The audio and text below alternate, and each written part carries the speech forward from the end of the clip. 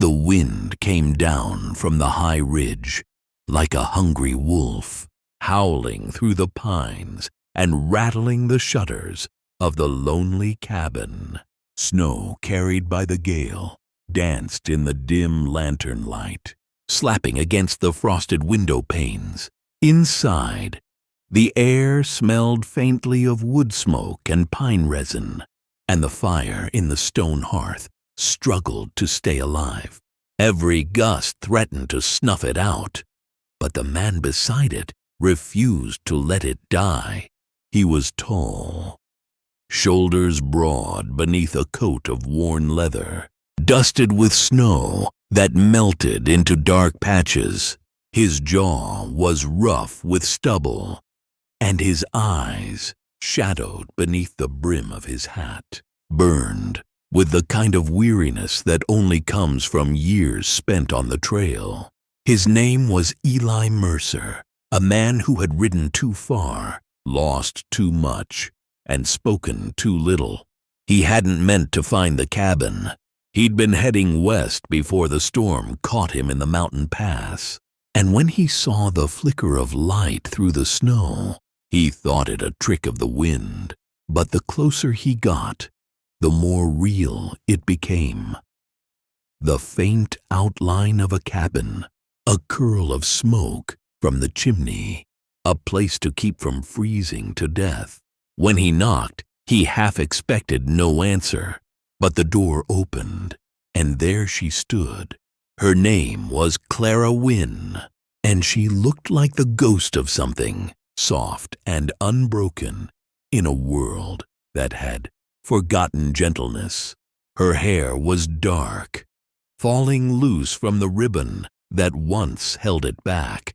Her hands, though small, were calloused from work, and her eyes, deep and uncertain, studied him as if she were trying to decide whether he was salvation or ruin. "You shouldn't be out here," she'd said. "The pass is no place for anyone this time of year." "Could say the same about you," he replied, his voice low, gravelly from the cold. That had been hours ago.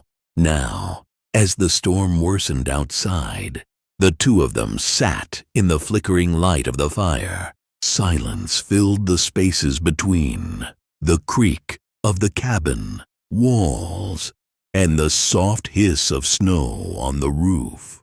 Every now and then, Eli's eyes would drift to her, to the way she stared into the fire, as if it could tell her something she needed to know. She wasn't wearing a ring, but she carried the air of someone waiting for something that would never come back. Finally, she broke the silence. "You said you came from the south?" "Texas way," he muttered, turning the tin cup in his hand. "Been riding near 2 weeks. That's a long way to ride for no reason." He smirked. "Didn't say I had no reason." The way she looked at him then, a flicker of curiosity mixed with caution, told him she'd learned not to trust strangers, maybe not even herself. Outside, the storm clawed harder at the walls. Somewhere beyond the cabin, a tree cracked under the weight of snow. The sound echoed like a gunshot through the dark woods. Clara flinched. That was close. Eli set his cup down, rose, and went to the window. "Wind'll take half the forest before morning," he said. Then, after a pause, "You got anyone else here?" She hesitated before shaking her head. "No one. My father built this place. He passed last winter." Eli turned back, studying her with the quiet stillness of a man used to reading truths that people didn't say. "You've been here alone all that time?" Her voice was steady, but her eyes betrayed her. "It's safer than town. Folks talk." He nodded slowly. He understood. People always did. The firelight painted her face in soft amber, her eyes reflecting the glow like candle flame on glass. For a moment, something flickered between them. Something fragile, dangerous, unspoken. Then she whispered it, barely loud enough to be real. "I don't want to sleep alone tonight." The words hung in the air like smoke.